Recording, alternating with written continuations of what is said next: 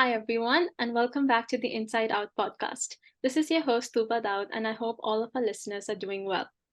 So, continuing a healing journey from a previous episode, today also we'll be discussing something important, which I believe will be very beneficial for all of you. I know I said that last episode as well, but today what we'll be talking about is very important and is very beneficial in every step of your life. So, today with Dr. Alia, we'll be talking about looking inwards, how we can work on our thought processes, on how we can look towards recognizing our triggers, our emotions, how we can respond to them. So, this is why I believe you all will benefit from it. Now, post COVID, there has been a substantial increase in everyone working towards, improving themselves, their mental health, and working on ways they can feel better. And while there has been a huge buzz on the strategies that you can employ, which are great and which we will get to in some part of the episode later, but the key thing is in really recognizing how we can make those changes internally. Externally, they will only be beneficial if we make those changes internally. So we will be talking about on how you can, work on your emotions, on your thought patterns, even self-talk, because all of that has a huge impact on your overall behavior. So, with Dr. Alia, hi Dr. Alia, I'm just going to ask you this straight away. So, what does mental health mean? What is the definition of it? Okay, well, we all know what health is, right? So let me just put it very simply for our listeners and our audiences. Mental health is transferring this health to our mental state. So if you look at mental health, when we say mental, we really don't look at only our cognitive thoughts, but we look at emotions, we look at our thoughts, of course, we look at our relationships with others, we look at our environment. All of this goes under mental health. Now, when we say the reason I'm comparing this to health is because a lot of people can relate to that, because if I give you like the scientific definition, it's not really going to be that useful.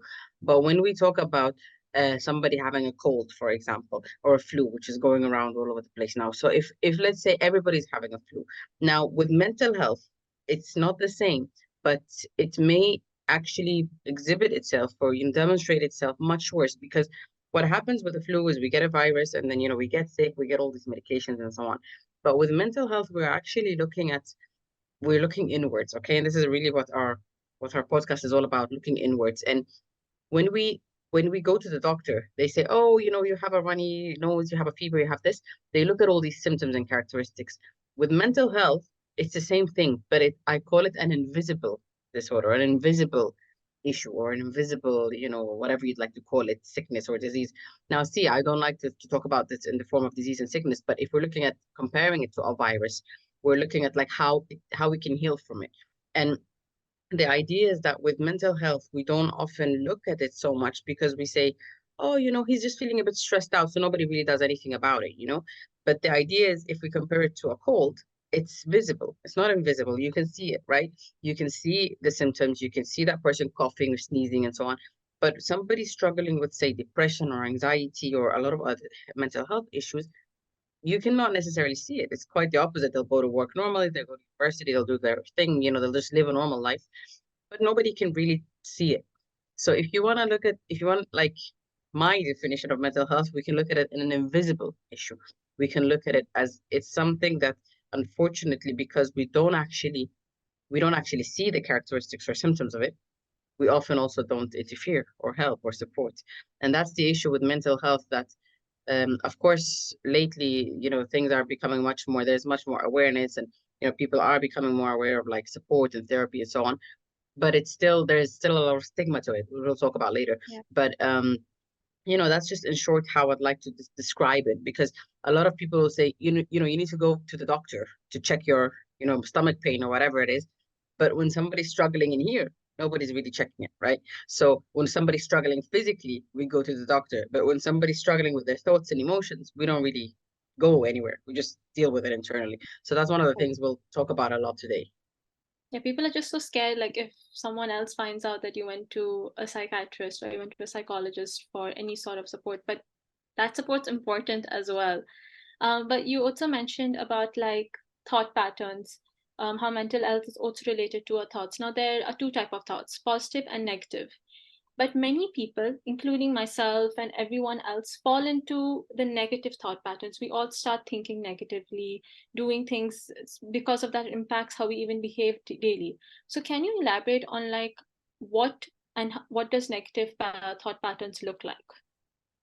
Yeah, actually, on that note, I'd just like to say a fun fact before we even go into this is that some studies have shown that 80% of our thought patterns are negative, and 80% of our thoughts are negative and self-destructive and self-toxic and negative in all the possible ways you can say. And I think if we really think about it, we can realize that because even if it's not 80%, but there's a very big portion of our thoughts that is negative, and it's our self-talk. It's what you mentioned in the very beginning. It's how we speak to ourselves. It's how we talk to ourselves. And the issue is that when this happens, we start to live that out. It's not just thoughts. We start acting it out. And this is one of the things I really want to identify today with negative self thoughts, or just like disruptive distortions. We have a lot of names for them, but the idea is that when we have these negative thoughts, it affects us. It doesn't just stay in our thoughts. It actually affects our emotions, and it affects our behaviors, and it affects our entire life. So the idea is that the reason why we call this episode Inside Out is because there was a very famous saying by one person I know. He said, the only way out is in. And this is specifically and particularly true for today's episode, that we are talking about specific emotions, thoughts, and so on that you feel, that you think is just inside your head, but actually it affects your whole world, your whole life, even to the extent that some people with depression and suicidal thoughts lead to suicide because of these thoughts. In the end, it all starts from here. It doesn't start from a disease like cancer or MS, or it doesn't start from physical diseases. It starts from our thoughts. And the idea is that we have so many negative thought patterns that we can all, and I'm going to give you some examples today, and I'm sure a lot of our listeners can relate to many of them, including you and myself as well. And I'm sure that, maybe we didn't know the name of it, but now we're like, oh, so this is what that was. And one of them is black or white. Okay. And I'm going to give you some examples of thought patterns. We have all or nothing, we have black or white, we have catastrophizing, we have mental filter, we have a lot of these technical names. But I'm going to explain some of these very simply in like, very simple words, just for our audience to really say, oh, maybe that's what I'm doing. So the idea of it is that we're not aware of them. That's the first thing to know about negative thought patterns. We are not aware of them. We are not consciously aware that, oh, okay, this is what I'm doing, because it happens automatically. And they're called automatic self thought patterns or self-talk, because we are not actually doing it by our own free will. Now, nobody will want to speak negatively to themselves, of course. So the idea is that we are not in control, if you want to put it that way. I always like to look at our mind and ourselves as two different things. So our mind is telling us things. So you can look at it like two different persons. So it's like this person talking to that person. So this person is saying, "Oh, you're not good enough," and then the other person is trying to struggle and defend themselves. And there's kind of like an internal war. And this is what happens inside of us. And the idea is that when we have such thought patterns, such as black and white, for example, I'll give you an example of how that works. Is where we think, oh, it's either this or that. And it's pretty self-explaining from the name of it, the black and white. We don't have an in-between gray. So let's say if he doesn't do this, he doesn't like me. There is no in between. There is no like, if he doesn't do this, maybe he's just tired. There's no other explanation. It's just this or that. It's just two extremes. And if I get a B on my test, it means I'm gonna fail. It means I'm going to Yes. fail the whole course, and it means I'm not going to get a job. And, we have all these extreme thoughts, and I'm sure many of us can relate to this. Yes. So it goes, of course, in many other aspects. Let me give you another example. If I don't lose weight now, I'm always going to stay this size and shape and so on. So the idea is that we have these extreme thoughts, and this is a black or white, but we also have other thought patterns, such as, let's say, mental filter.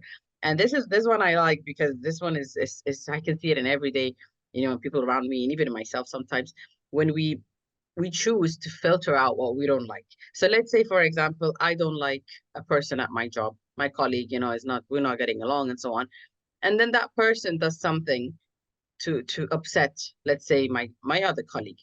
Then what I'm going to say is that, oh, see, I knew it, I had a feeling, that's why I didn't like him. So what we do here is we take that scenario. Let's say that person came late, and then somehow they ruined that project for the whole team. Now, that scenario is going to be selected and kind of stored in my own, thought patterns and say, oh, see, this is why I don't like him. But you will ignore everything else good that person did, you know? So giving this in another scenario, and specifically in marriage and relationships, if my husband, for example, one time he did not buy me flowers. Every day, every single day he buys me flowers. And then one day he missed that one day. Okay, he wasn't in the mood or whatever, and he didn't have time to buy me flowers. Now I'm gonna say, see, you never buy me flowers. And the word never is, we often generalize, right? We say, you never do this for me, you never do that for me. But the truth is, he does. Sometimes he does. Maybe it's 50% of your life together he does it, but the other 50 he doesn't do it. But you only look at the 50% where he doesn't do it. And this is what we call the mental filter. We choose what we want to see because we literally filter out what doesn't fit with our judgments or stereotypes or thoughts. So we say, if this person doesn't do this, it means they are automatically bad, or this. And some of these negative thought patterns, they're not just there, they actually control our whole lives. They control our actions, they control everything around us. This is another example. If I give you one example, that this is all my all-time favorite: catastrophizing. Okay, catastrophizing is what we do is we really believe it's quite, the same as the word itself. We believe that everything is catastrophe. So I go to the supermarket, I didn't find the milk I was looking for. That's it. I cannot cook, I cannot feed my baby, I cannot do this. So we start to make it a huge deal. So it's just literally, I could not find that thing I was looking for. That's the reality, that's a fact. But instead, what happened is that it became a whole catastrophe. Now, because I couldn't find that milk, this and this and this is going to happen. And usually it's not actually actions that happens, it's what I think is going to happen. And this is what we mean with negative self-love. It's not that you actually went home and couldn't feed your baby, it's you think you're not going to be able to feed your baby. So the idea is that probably when you go home, you'll figure out a solution and you'll feed your baby in the end. But what happens in our head is that that's it. My baby's probably gonna get sick because I couldn't find that milk. So we go really extreme measures where we think really extreme, and we say, okay, because this didn't happen, some catastrophe is gonna happen. And like I said, the idea is that it's usually all in our head. It's not actually things happening. Let's say, for example, oh, I got an email from my manager with quite a negative tone. That means I'm gonna get fired. This is an example of catastrophizing. Okay, so then next day, your manager is there. Good morning. Hi, getting you donuts. Nothing happened. But the idea is it's all in your head. Yeah. Maybe it's not all butterflies like I'm representing it. Maybe there is some tension, but it doesn't mean you're gonna get fired. So the idea is that we often go very extreme lengths and very extreme, ideas and predictions of what's gonna happen in the future that are not true and not real. These are just some examples, but we can go on forever. There are so many more. But these are some examples that I think a lot of us can relate to, and that we are not actually conscious of. We're not actually aware that these are the things that we are actually happening inside here that we have no control over. When you mentioned about that example of mental filter where 50, like he buys every day but one day he doesn't, and you go on to that happens everywhere in every sort of relationships. But why do people pick on that one negative thing that didn't happen, that one day he didn't buy you flowers, so now you're going to be like, you didn't do anything for me, you never do anything for me? But why do people discount all the good or all the trying that someone's doing, be it in any relationship? Why do people do that? That is actually a really good question. And I was just talking to a friend about this, and you mentioned a very important meaning here: discount. We discount the effort of the person. Why? Because as human beings, we always want more, right? We're just greedy as human beings. We want more. We want we want the whole thing. We don't want just part of it. Okay. And the idea is, again, going back to the thought patterns, that you're not actually aware. You're not a bad person. You're just not aware of these things. And the reason why we're having this podcast today is to get you being aware of them. So saying, for example, oh, am I using a mental filter now? Just let's say using this example that we used today. If you are in a relationship, or if you are married, or whatever it is, are you doing this? Is this happening in your relationship? So then you need to start being aware of it. So if you start actually just noticing it and acknowledging it, that's already a very good start. That's already a very strong beginning and foundation. Because then you say, oh, well, you know what? I think I am. Because let me now think of how many times you did actually buy me flowers. Let's say we've been going out for 1 year. and I don't know, 50 times he got me flowers, and the other 50 he didn't. Okay. Now, the idea is that now I need to be aware of all the times that he actually did. Now, if you use words such as you are never, you don't, these very extreme words, like especially the word never, you never do this for me, you need to be aware of that. Is it really never? And this leads to my next point, which is it a fact or is it opinion? So is it a fact that he is actually never buying you flowers, for example? No. If you ask yourself that question, it's gonna be no. He never does not never buy me flowers. He buys me flowers, but maybe not every day, but he does. So then the word never should be excluded from the dictionary, should be excluded from our, communication. Because already the other person will then think, oh, I'm doing so much, but it's never appreciated. And that's actually how a lot of communication issues and actually not just communication, a lot of relationship problems start, right? This is how, I do so much for you, you never appreciate it. And the other person goes, no, you don't, blah, blah, blah. But if that person actually notices what the person is doing and it just kind of like catches your own thoughts in that moment to say, oh, here it goes, here's the mental filter, or here I am catastrophizing. This is already a big start. This is already a very, very big, strong start of being able to manage that. I said in the beginning, that we often don't have control over these thoughts, but we actually have it once we can identify it. As long as we are not able to identify them, we will never be able to control them. But once you have, so let's say, for example, oh, wait, does he never buy me flowers? And then, you go over the past year and every time he came in with your favorite flowers, no, well, he actually does. But I am now using the mental filter. So then from that point, you can start to say, well, I noticed that you're always buying me flowers, but I really needed it today because I was feeling down. And then your whole language changes, your whole communication system changes, and your whole relationship eventually changes. Now, I'm giving only one example in relationship, but obviously this can be done even between you and yourself, not just with other people.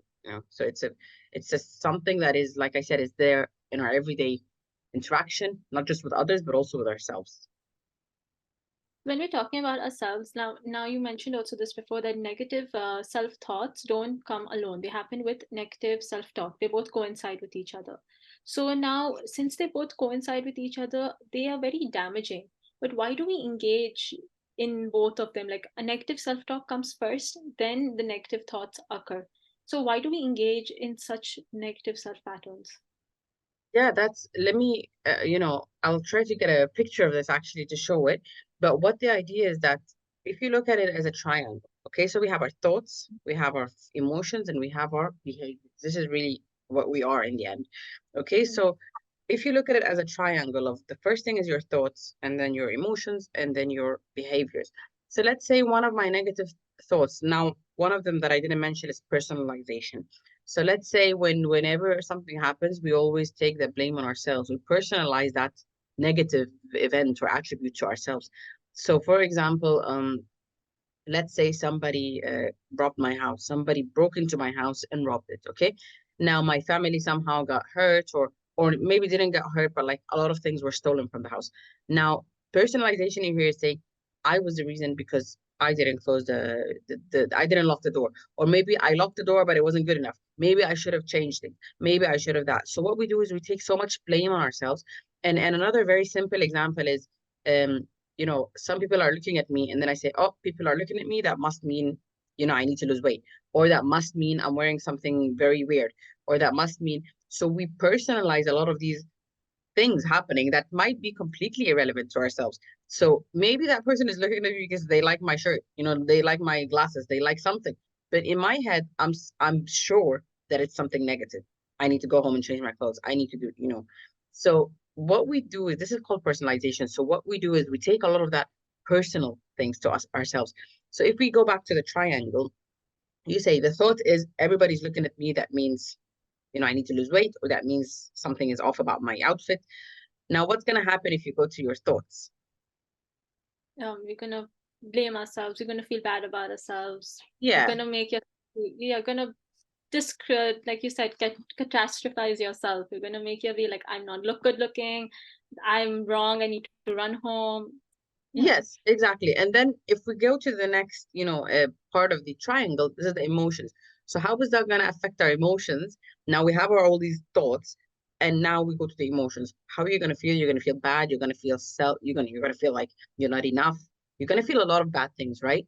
So once you go to the next stage, which is behaviors, how do you think you're going to act once you feel that? Once you feel bad and you feel you're not enough and you don't look good and you feel low self-worth and so on, how are you going to act out based on that? Go home and cry, maybe low self-esteem. Yeah, You basically just feel, you start blaming yourself for everything. You don't like anything about yourself. yeah. So you're probably gonna, like you said, go home and cry. You're gonna withdraw of the eventually Yeah. because you don't want to be in Confidence. that. Yeah, you don't want to be in that scenario again, right? You don't want to be in that situation where people are going to look at you and you're going to feel bad. So going back to the triangle, you have a bad thought about yourself. You start feeling bad. This is the emotion. And then the behavior is that you start withdrawing. Now, once you start withdrawing, what happens is that you're going to now start reinforcing that thought. So it Mhm. goes back to the thought. So now your thought is like, oh, see, I'm withdrawn. I'm having no weird looks from people. I'm good. Let me just stay here. So it's actually reinforcing your own behavior. So the whole cycle kind of reinforces itself. So now you're stuck in that vicious cycle. Now, instead of actually saying, you know what? Maybe they're looking at me for other reasons. Maybe they're actually looking behind me, but I thought they were looking at me. And when you start identifying what are the reasons they could be looking at me, maybe because, I was talking really loud on the phone, whatever reason, it doesn't have to be because there's something wrong with me. You start then again breaking that cycle, that triangle. Okay, you can never break it unless you do not identify your thoughts first. What is happening in my thoughts, my head? What is happening in here, basically? Then once I identify it, I will feel differently. So let's say we take the same example. People are staring at me in the subway, for example, and then I identify my thoughts and I say, "Oh, I think they're looking at me because I have a really nice jacket on today. I think everybody loves my jacket." Okay. Now this is where I start to change my thoughts. And once that's changed, what's gonna happen with your emotions? You'll feel good about yourself. You're like, Yeah, stare, what's no. gonna happen? Yeah, I'm amazing. I feel amazing. And then Yeah. what's gonna happen with your behaviors? Confident, you'll feel more good about yourself. You'll actually, your posture will improve so people can look better. Yeah. So you're gonna be actually your behavior is gonna be going out more. You're gonna be more social. You're gonna be approaching others. So now what's gonna happen with your thoughts is again, that's gonna reinforce your thoughts. So the whole kind of cycle reinforces itself, whether it's good or bad, it goes both ways. Like you said in the beginning, there are positive thoughts and there are negative thoughts. If I have positive thoughts, it's gonna reinforce the positive. I'm gonna be more confident, I'm gonna be more aware of my thoughts and so on versus negative, where I'm going to always be stuck in this very vicious cycle. And I think a lot of us can relate to this example because we take so much personally. We take it like, oh, he didn't. There was one example which was like, I don't. Yeah, he was something like he didn't say my name in a good way. I think he doesn't like me. Yes. Like, what is a good way? What is a good way? Like again, a good way for you is very different from him or from her or from whoever is around you.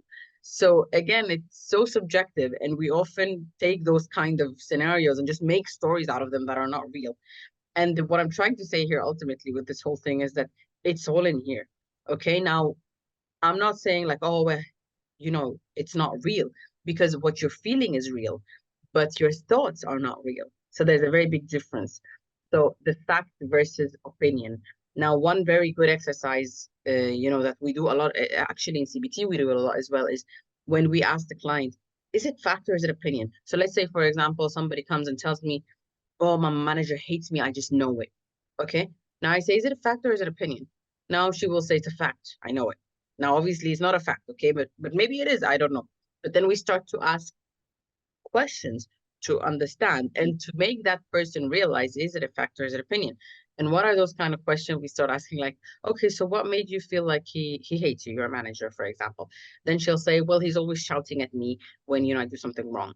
And then you ask a question like, does he do that with everyone else? And then if she says yes, that means it's not personal to you. That's just his character. That's just how he is. Which ultimately means now we can go, of course, on with a lot of questions. But if you have consistent answers saying that, ultimately reaching to the conclusion that this is not just with you, this is with everyone, then it means that it's just an opinion. It's just in your head. It's not real. And again, if you go back to the example of everybody staring at me, and then my client comes and says, everybody staring at me, it means I'm hated or I don't look good. This is obviously an opinion, but maybe that client is convinced that it's a fact. Now, what kind of questions I'm going to ask is basically like, okay, if you are staring at someone in the subway, why would you be staring? And then if that person says, because I like their hair, then that's already a realization. So maybe the other person is staring at you because they like your hair. And therefore, what you're thinking right now is probably just an opinion, it's not a fact. So we do these kind of exercises where we actually make the person realize, is it a fact or is it opinion? Is it just in your head or is it real? And a lot of things are real. I'm not saying everything is in your head, but a lot of the negative self-talk is really a lot in your head. Is oftentimes in your head, not in reality. It's like maybe that person doesn't like me, let's say 30%, but in my head it's 80%. And it doesn't matter. Like, and not everybody needs to like me, right? But the idea Yeah. is what are you making of that? I don't care. Nobody, even if like 50% of my environment doesn't like me, what are you making of that information? Let's say you really are not liked. Now, what is going to happen with that information? Are you going to let it affect you negatively? It's up to you.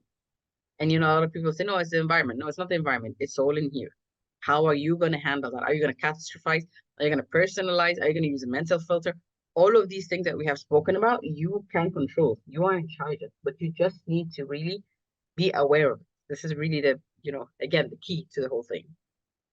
So how would you identify the triggers? Like the example that you mentioned, people don't like me, but how would you identify or like change it from a negative to a positive? So, like I said, for example, again, a lot of people are looking at me in my school or my university. When I walk through the hallway, everybody's looking at me. Okay, that means I must look funny or something must be wrong with me. Okay. Now, how would we change it? Is we ask that person, if let's say I have a client now and I'm in therapy session, I would ask that person, um, what do you believe is in their heads? What do you think they're thinking of when they're looking at you? Now, probably that person is gonna say they think I'm ugly, they think I'm fat, they think I'm this, I'm that.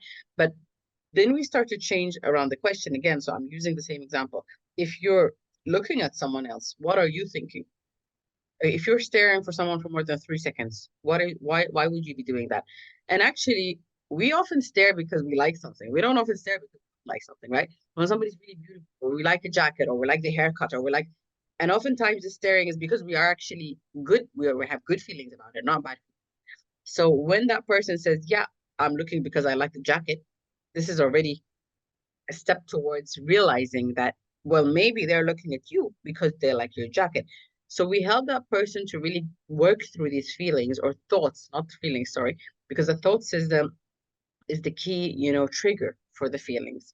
Now you feel bad, you have low self-confidence, you have all these things. It's all because of your thoughts. So if your thoughts can then be replaced with, oh, they're looking at me because they like my haircut, already the whole cycle is replaced, right? The whole emotions, behavior, and reinforcement of your thoughts. This is already fixed. So the key is in your thoughts. It's not in your behavior. Don't change your jacket. Don't change your clothes. Change your thoughts. It's not about what you're wearing or how you look. It's how you look at it. We talked. I think we talked about this a lot in our previous podcast, which is it's not about the situation. It's about how you handle the situation. Two people can be put in very similar exact same actually situation and they will handle it very differently because what's in here will differ. So how much can you control stress, anxiety, all of these things? It's all in here. If you think of everybody hating you because they look at you, they don't talk to you, or my manager is not nice to me, or my husband is not doing this for me, or my wife is not doing that for me. Now, if you have all these not, never, never, never, this is already a distortion in your thoughts because nobody does never do anything nice. Even if we talk about, I'm going to go very extreme here and go with like narcissistic partners or like very toxic partners. I'm sure at one point they have done something nice for you and that's probably why you're with them. So even if they have done one thing out of 10, you cannot use the word they never do anything nice for me because never means 0 out of 10. So only by using that little change in your mindset, you can change a lot of things in your life. Now, this is like when you're with the client, how does one work when they're just with them? How does an individual break the cycle of negative talk with themselves? What can they do? Because people have been, brought up with certain cultural values, with let's say with certain traditions that they have to follow, and they can be toxic. and Yeah. they end up internalizing it. Because they internalize it, their thought patterns also become like that. But then they realize that this is not right, they don't want to be in this. How do they break that cycle of negative self-talk or negative thoughts? How do they do it? It's very similar to what we have said with the triangle or the cycle, if you want to put it that way. So first of all, write down your thoughts. This is always, the first thing. If you're doing things on your own, like you said, you want to manage your own thoughts and feelings, you don't want to go to a therapist, you want to really work it out yourself, that's absolutely fine. Now, what you want to do is you want to write it down. So let's say every time you feel something bad, write it down. Okay, so you feel like I got a C on my test, I'm such a failure. And I think we talked about this last time on our generational trauma, which is, like you said, a lot of cultural impact. A lot of our parenting styles is like, oh, you didn't get an A, you're not good enough. Okay, so this is also again related to how we grew up, our environment, our culture. So now I got a C on my test. I feel like I'm a failure. I did not do well. Okay. Now, I'm telling you this example as I'm teaching in university, and I see a lot of these thought patterns in students where they get a C or a D, and they think they're a failure. Okay. Now, does that mean you're a failure? Of course not. Okay. So what we do, the first thing is we write it down. Say, I got a D, I got a C, I'm a failure. Let's be honest with ourselves. Nobody's gonna see this paper. Write it down on a piece of paper. Nobody needs to see it. Okay. And once you do that, I want you to put an equal sign. What is an equal sign? What kind of negative thought pattern am I using right now? So you're going to use, is it catastrophizing? Is it personalization? Is it black or white? Is it mental filter? Which one are you using? Just identify the thought. Look at it like a little bit of an exam of yourself. Which thought pattern is this? Let's say you have now identified it is catastrophizing. So now by doing this, you have already realized that, wow, I'm catastrophizing. This does not mean I'm a failure. Now, one question I would ask myself after I have identified this is, why is this not true? I'm not saying why is it true. Why is it not true? This is very important. Now, you would need to write down reasons because maybe I got A's on my other exams. So therefore, I cannot be a failure. Okay. Uh, Another reason is maybe I was just tired. I didn't study well. That does not mean I'm a failure. Now look at all the reasons to why you're not a failure. Okay, maybe you have done a lot of things in a young age that a lot of people have not done. Therefore, you're not a failure. So look at all the reasons why this is not true. Basically, write them down. I'm not just saying figure them out in your head. It's so important to write it down. Why? Because I always say writing it down is like a reflection, it's like a mirror. You can see your own thoughts on a piece of paper. When it's here, it's messy, it's not organized. When it's on a piece of paper, we can always organize things. We can see it clearly. Oh, is this what I'm thinking? I did this exercise once with a bunch of my students, and they were surprised with what they were thinking. What is this really, what's going on in my head? Because like I said in the beginning, it's always unconscious. It's oftentimes automatic. We're not even aware of it. So they're so, buried so deep down in our unconscious, we're not even aware of it. So we need to really write it down and get it out there, get it out on a piece of paper. So that's the first step. Write it down and then ask yourself, why is this not true? Once you have step one, identify the thought. Step two, identify the negative thought pattern. Is it catastrophizing? Is it personalization? Is it mental filter? Step three, start writing down reasons why this is not true. Now, once you have done this, you can then go on to replace that thought. And this is just step four. Step four is what would be a good replacement of that thought. So let's say, for example, the same thought, I got a C, I got a D, I'm a failure. And this is oftentimes, again, cultural influence, parental influence, and so on. So now what I'm going to say is, well, I got a C, maybe I can do better next time. That means I need to work better next time. I need to work harder. So the idea here is that you take it and you twist it around to something motivational. Okay. Now you can put it in so many, you can say, I got a C, which was not my greatest effort, but in my other subjects, I got an A. So I'm proud of myself. So, you can really twist this around however you want. The idea is to replace it with something more positive. And I'm not saying something like, I got a C, but I'm still amazing. I'm a genius. No, be real. Be real with yourself. If you feel like you did not do well, I'm not saying sugarcoat it and put it into a butterfly, image, but I'm saying be real. What does this really mean? Does it mean you're a failure? No, it doesn't. Does it mean you're a genius? Maybe not. But what it means is I did my best. I worked hard. I can do better next time.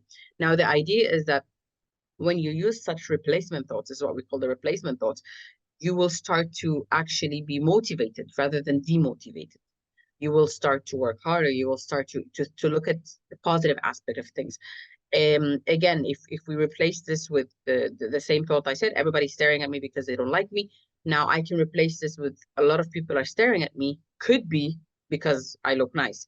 Could be because of this. Now the idea is that when I shift these thoughts in my head, that's already going to shift the whole system. My emotions, my behaviors, my actions, my self-confidence, my image of myself, everything. Literally, I said in the beginning of this episode, everything is related to your thoughts. It's not just like, you can avoid it. Everything is in here. It's all starts here. It doesn't start in your body or your environment. It starts in your head. So if you can change this whole, if you can change the thought, you can change the whole cycle. That's ultimately what we're trying to say. So this was an example of something physical you can see. What about abstract examples like a person struggling with self-confidence or anxiety? Or let's say there's a difficult conversation and the other person was not understanding it and you were trying to control your anger. So how would they, like, this is a sort of form of journaling, you can say. So even my other question is like, journaling has, increased so much after COVID. So journaling has a great impact, but many people don't know how to do it. They are confused. So Yeah. my two questions, like, how do they go on with abstract emotions like confidence, anger, difficult conversations, and how do people start journaling, even if it's changing their thought patterns that can benefit them? Mm-hmm.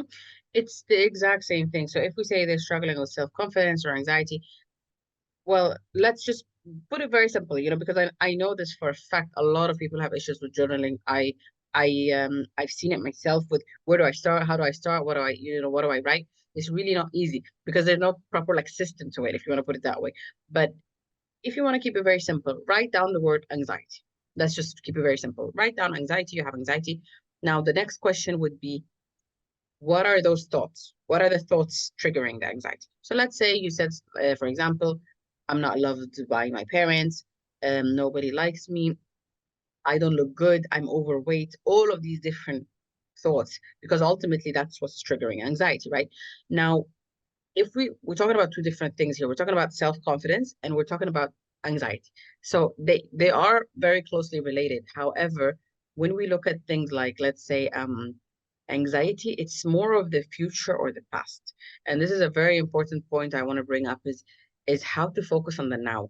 Because with anxiety, a lot of things come from, oh my God, what is going to happen? Something that hasn't even happened, right? So if I'm going to go to my exam tomorrow, I'm going to fail. It hasn't happened.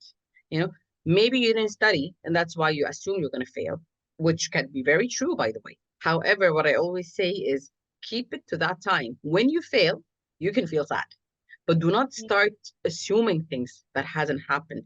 Okay, maybe you will fail, but you don't know that. Maybe you will still remember some things from the classes and so on, and you will do well. You will pass, even if you don't want a great grade. Maybe you just need to pass.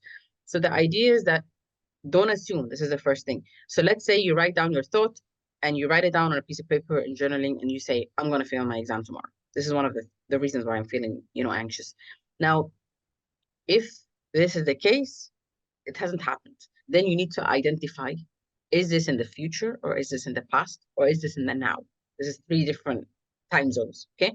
So if it's in the future, then already we have identified that it hasn't happened. And again, it's all about identifying our thoughts. It's not about fixing our exam or issue or grades. It's about, identifying what's in our heads.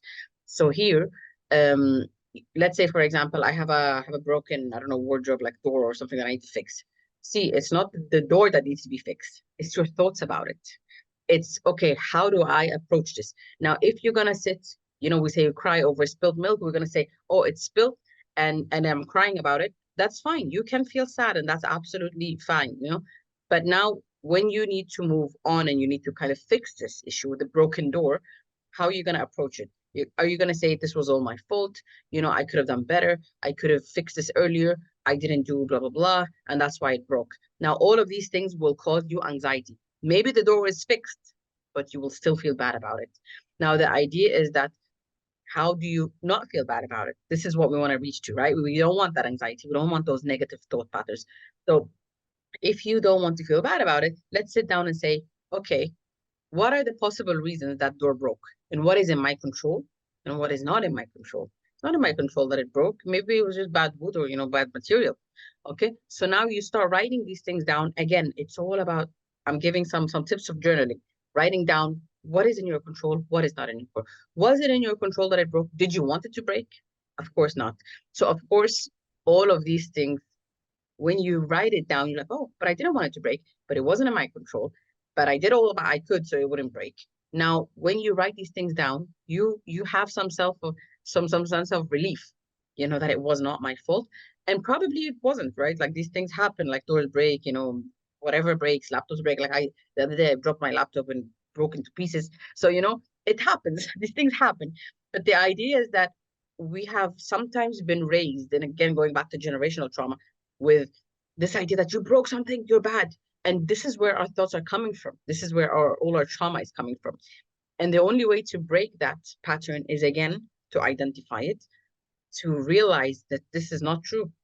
This is actually just trauma that I've been raised with my whole life. So I don't want to be too long on this, but just to give, a summary of journaling is write down your thoughts, write down what could be the reason and what could not be the reason, basically, whether it's anxiety, whether it's self-confidence. Why do you feel like you're not loved? Write it down.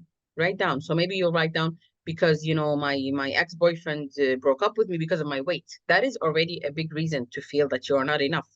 Now, of course, your feelings are valid and you have the right to feel sad and broken and all of that. But is it true?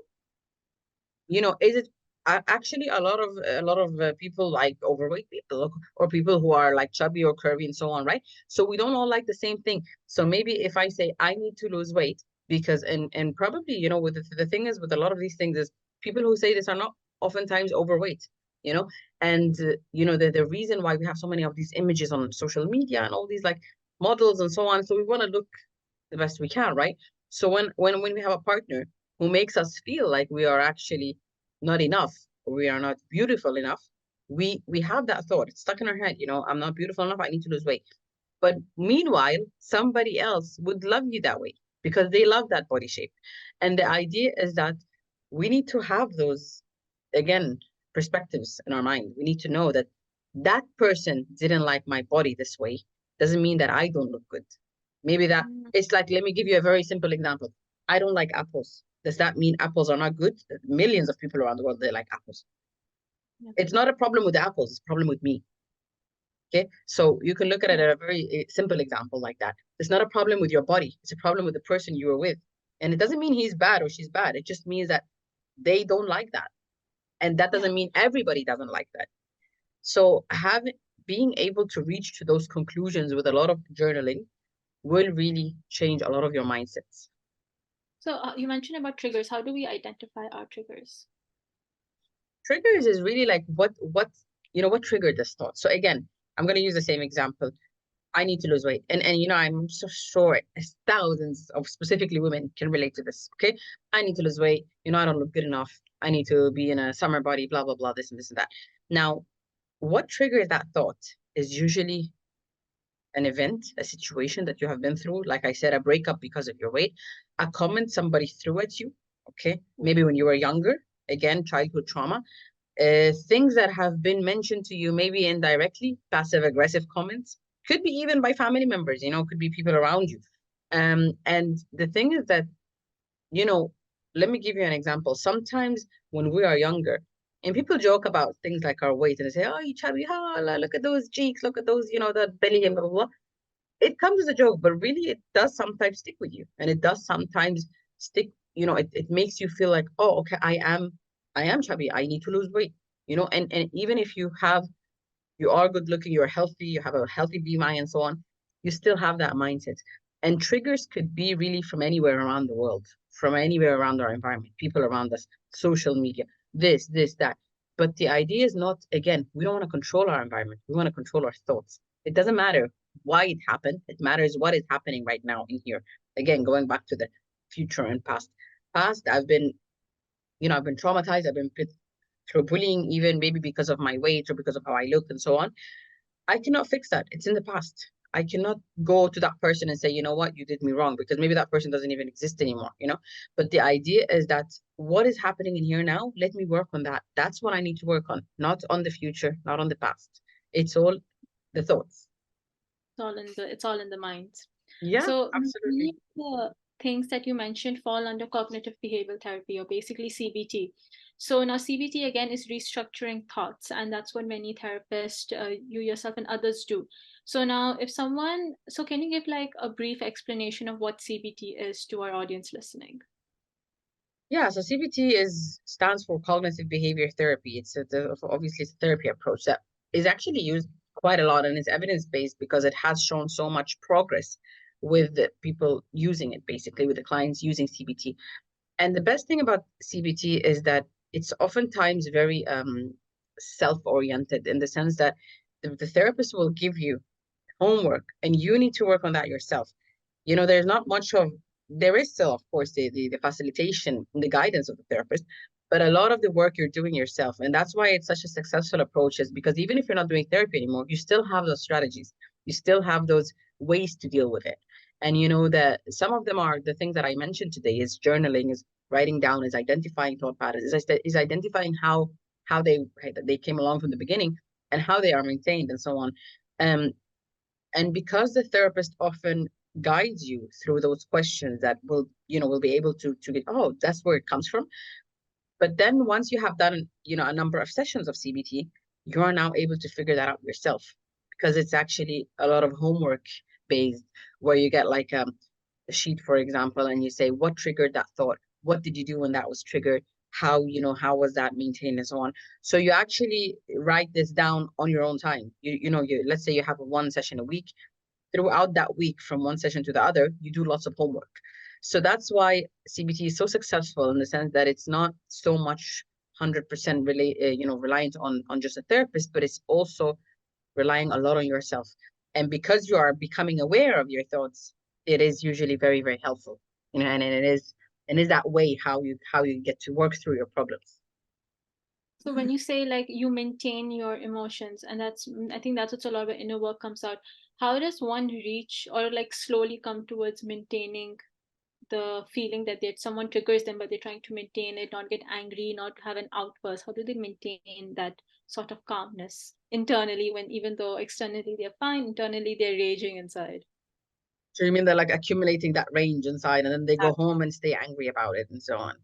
They try to, they try to not have an outburst so that it doesn't, let's say, damage the relationship, like you said, not saying never, changing it, but then obviously you're trying to not let when it triggers, certain situations trigger you, and you're not trying to have an outburst because that's going to damage the relationship even more. So how does Mhm. one maintain that insight, but at the same time improve, like it doesn't go down, it improves, the curve goes up?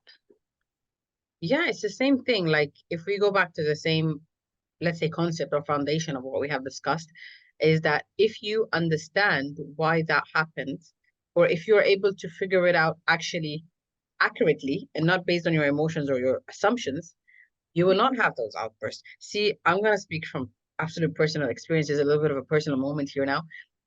I've always been a very spontaneous, impulsive. I've never been the type to actually sit down and think, if I say this, is this gonna hurt the person in front of me? If you look back on my early childhood and even like throughout my teenage years and so on, I was very like impulsive. I never thought, is this gonna hurt that person? Is this gonna hurt? Whatever I want to say, I say. Now, after I've, of course, the journey of psychology and using CBT and so on, I've realized a lot of these things that we're talking about today, that, it's not what I believe it is. Because let's say somebody came and did something that I didn't like. Now, I didn't like that. Does that mean that that person wants to harm me? Maybe that person was just tired. So let me give you an example. If my brother comes back and he throws his clothes all over the place, and I'm just sick of cleaning around after him. Now, I'm going to believe, and this is what I actually used to believe, is that you want me to slave around after you, and after a hard day of work and so on, I have to do things for you. Now, this is a very typical, kind of marriage issue as well. This was with my brother, though, not my husband. And the idea is that when we used to live together, we used to have a lot of these problems. And then when I did start realizing that, well, why is he doing this? Is it fact or is it opinion? Does he want to bug me? Does he want to annoy me? Does he want to upset me? Now, when I realized that the answer was no, he's just tired. He comes home from a hard day of work, and he wants to he doesn't have time or effort to put things around. Then I started to calm down. Then I started to say, okay, you know what? He doesn't mean it. He doesn't mean to harm me or to hurt me. It's just that blah blah blah. And then there's the rational explanation, not Mm, what I believe, not my assumptions. It's the rational explanations. My assumptions is he doesn't care about me working hard. He doesn't care about me being tired. He just throws things around. And this is a very typical, very classic, mindset of a lot of people. Now, when we are able to figure out that this is not the case, we then start to change not just our thoughts, but our whole, reaction to it, our whole system to it, how we react to it. And I don't want to reach to that point of like, oh, you have rage, so keep it aside, or go deal with it yourself. No, I want you to reach to that. It doesn't even happen. I want you to realize that where is this coming from? Why is that person doing what they're doing? And again, it goes back to the same idea that we have discussed throughout this episode is when you realize that, why is that person staring at me? It's the same idea. Why is that person throwing his clothes around in the house without helping me? Why is that person not helping out with the dishes? Is it because he doesn't care? Is it because he thinks I'm obliged to clean after him and so on? Or is it because he is tired? Now, once you have identified that the reason is not because he is just being mean to you, he's actually just tired. Of course, that's not a reason or excuse for you to work around all day. But the way you will react will be completely different from when you mm, assume that he is just doing this to bug you or annoy you. This is complete two different reactions. And again, I'm saying that from my own personal experience. Once I have realized that that person does not mean to hurt me, that person, this is just who they are. This is just how they behave here. Now, when I approach it, I'm going to say, listen, I know that you're tired after a hard day of work. I know that this is really you're struggling, so on, but I really need your support on this. It's very different from, you never help around in the house, blah, blah, blah, blah. And then that's where problems come from. So it's just saying triangle back to the triangle. triangle. It's just how you approach it in here. It's not about the environment. It's not about the clothes thrown around on the floor. It's about what happens in here. So it all goes back again to figuring out the real explanation of what's happening, not what you assume, not what you think, Mm, mm. because those are two different things. So I think this conversation is so helpful to me personally as well, because when things happen, my mind just goes in a complete different direction. But now I will start journaling the way you mentioned, because I feel like that's one thing many people are confused about. How do they journal? What is journaling? Like, if you, like, for example, open TikTok, there are millions of videos of people saying start journaling, and people comment, how do you start it? Mm, No one knows the way, no one has an idea. And yes, there are different concepts of it, but having a proper approach that really works on dealing with emotion, not just being like a diary, how we used to write in childhood, a diary and lock it yeah. up those. It's not, it's a bit more different than that, and I feel like that's what people should know more about, which they don't know, because it's very different writing a diary and journaling. Well, I'm gonna maybe surprise you with this. It's not so much different because what you do is when you write a diary, of course you say, oh, I saw this person and I bought this outfit and I did that. Of course, it's not that exact same, but when you write a diary, as even as younger, I used to do that. And looking back on my diary when I was, say, 14, 15, it was actually quite similar to what I'm doing now as journaling. So, in the sense that I say, this is how I feel, this is what happened, and this is how I felt about it. Because once like you said, the triggers, what are the triggers? What made you feel that way? Maybe somebody said something, so you felt bad about yourself, or you felt bad about the future, you felt bad about buying a new house, or whatever it is. Now, the idea is that you figure out the triggers now as adults. Adult journaling is what we do is we have it more kind of concrete, like more straightforward. This is what happened, this is what triggered it, this is how it affected my emotions, and this is how it affected my behavior, like the cycle, the triangle. But the idea is that when we're younger, we kind of just write it like flow paragraph, it's more flowy. So if you look for the patterns, if you have a diary, go back and read it and look in your diary, you'll find so many patterns of thoughts, emotions, and so on. And that's pretty much what we're doing in journaling. So if you have trouble journaling, just really start writing it out as a diary. Then that will help you kind of like flow with your thoughts and so on. And then you can put it down in that triangle and cycle that we have spoken about. And just start. I always say it doesn't matter how, just start. Just write down whatever really you want to write. And you will see that eventually it will kind of like figure itself out somehow. And that usually is what happens with journaling. You start writing things down and then you know what you need to write, what you want to write. And because like I said, today's, summary of this whole thing is that just if you're really struggling with anxiety, low self-confidence, just stress in general, write down the triggers, write down what you are thinking about it. What do you think is happening? What do you think that happened? And then once you have written all of these steps down, like we said, you will see some pattern. And usually one thing that we haven't actually mentioned earlier is that these thoughts and these negative self-thoughts, they have a pattern. It's very rare that it's just one off. They have a pattern. They're always the same. They will always try to destroy you somehow. And they're always toxic. And it's very funny because it's all in our heads. It's not, nobody else is doing this. It's just self-destructive. That's why we call it self-destructive. And because they're so, rooted in our unconscious, we do not often have the chance to like, oh, is that really what I feel and think? And it might sound weird, right? That, you're talking to yourself that way. But a lot Yeah. of people who have done it have said, oh, is that really what I think? And you'll be shocked really with the thoughts in your head. And once you have identified them, that's already, I would say, 50% of the journey. So start just with identifying them and you will know how to figure it out on your own. So, just to wrap it up, have you noticed any, like maybe with yourself or with others, who have successfully transformed their inner dialogue? And how are they now compared to what they were before? Yeah, I'm gonna speak on base again on my own personal experience because I think this is such a very very strong and very personal topic to me, and is a very influential. I think this is one of those episodes where a lot of people can you know go out from this episode and say, I have some tools to work with. And it's not just like ideas and thoughts, but I actually have some tools to work with. Like using myself as an example. um I never actually believed in writing things down. And I was like, no, everything is in my own head. And of course, this was all before I started psychology, right? So when I actually realized that, oh, when I write down a thought, this was one of the first things I said was, is that really what I believe of myself? Or is this coming from like my childhood? Is this what my parents used to say? Is this what my environment, my school teachers? Because I'll give you a personal example of myself as well. My school teachers, I would say they were not really the nicest people to me. Okay. And they would oftentimes make me feel like, oh, you're not doing enough, or a lot of other kids are smarter than you, or so on. And the idea is that once I realized that this low self-worth and self-confidence comes from there, that's not my opinion. That's their opinion, you know? And the biggest proof is now I think I'm doing relatively well. And the idea is that those opinions do not reflect your future. And this is really important to be convinced with and to really believe that another person's opinion does not determine your success or your failures or your future. It's just you yourself. You're the only one who can determine that.